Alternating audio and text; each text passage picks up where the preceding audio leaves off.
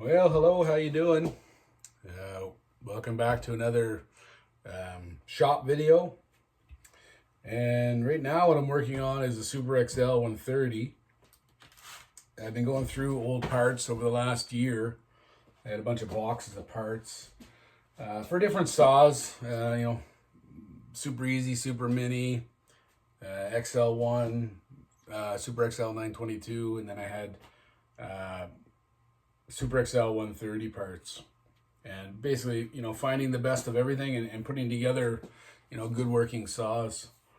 And then basically selling them, just getting rid of them because I don't want the parts. I don't really need the saws. So, that's kind of what I'm doing. And the latest project here is Super XL-130. And I went through it and found a bunch of really nice parts that I kind of forgot that I had, actually. So on this one here, originally, I wasn't sure what to do. I had two of like really old, not really old, but the older style, early style Super XL-130s into like 1974, around that era, 74, 75.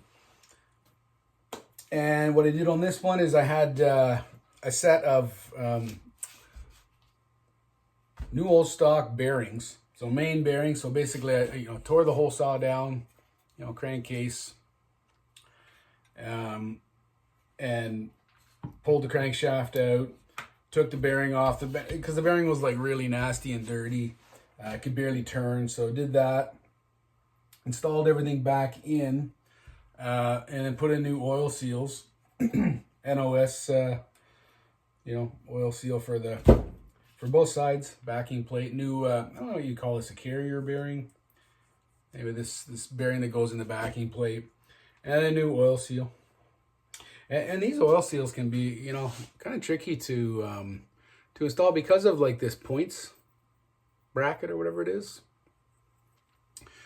It's really hard, and it's kind of recessed down in. You can't really see it a little bit. It's recessed down in a bit so that the whole points mechanism and everything can sit in there. But what I found on this one, what I did was, to get these bearings in, is heat this up with a heat gun to about 300 degrees Fahrenheit, and then literally they just they slide in. It's super easy. And then this one as well, heat it up, and then literally on your finger and just go, and then it sits right in, and literally within a second it cools. Pop your finger out. And then to put this seal in, I thought, well, wouldn't it just be easy while it's still warm to just put the seal on your finger and then set it in, and it worked really well. The magnesium was still expanded enough that I didn't have to drive it in at all. I just popped it in. So kind of an interesting thing. Hopefully it wasn't too hot and it didn't, distort the, the seal lip. I don't think so. And these saws get pretty hot anyway. So that's that. New bearings, new seals, both sides. And what else is cool is I had a new old stock piston for them, a Super XL piston right there. Nice new piston, rings. And this was the other thing I forgot that I had was a new old stock cylinder for one of the US models. Can you see that? It's 64405. I believe one of the other part numbers was, this is the box that it came in, 69723. So I got to clean this up, and then I'll have a brand new top end. And I've installed brand new top end on the very first saw that I ever got involved in. Chainsaw collecting was a Super XL-130. So this is kind of like going back and redoing the first saw I ever did. And on that one, I used the same thing, brand new, cylinder head and piston and all that stuff. And that saw, it still runs. It works awesome. But the interesting thing is I've never seen, this is the cylinder that came off it, and I cleaned it up. And I do believe that cylinder would be fine. Like it, there's some discoloring in it, but there's no deep scores or anything. I was just going to reuse that because I've done that a number of times, just cleaned up cylinders. And they work fine, there's no problem. But I figured by the time I go through all this, I was saving this for in case I ever needed it on my other Super XL-130, but you know, I said, the heck with it, I'm going to just go ahead and put it on this. Another thing I did on this one that, you know, I hope works out is this one looks like it had some, it's been sitting for like a long time, probably like a few decades. And it had some white dust, some white corrosion in the fuel tank. So I cleaned it out as best as I could. Used like nuts and washers and stuff like that. Shook it all up. Tried to get as much of that stuff off. Blew it out with compressed air. Cleaned it with acetone. And then used like a tank sealant to put a liner in it.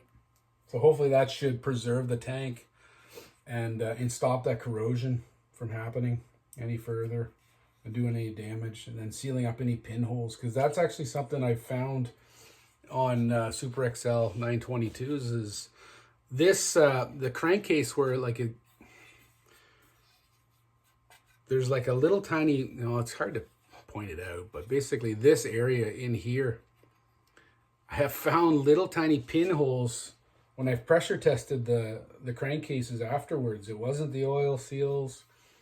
It wasn't anything like that at all. It wasn't like the base gasket leaking. It was actually pinholes around that crankcase.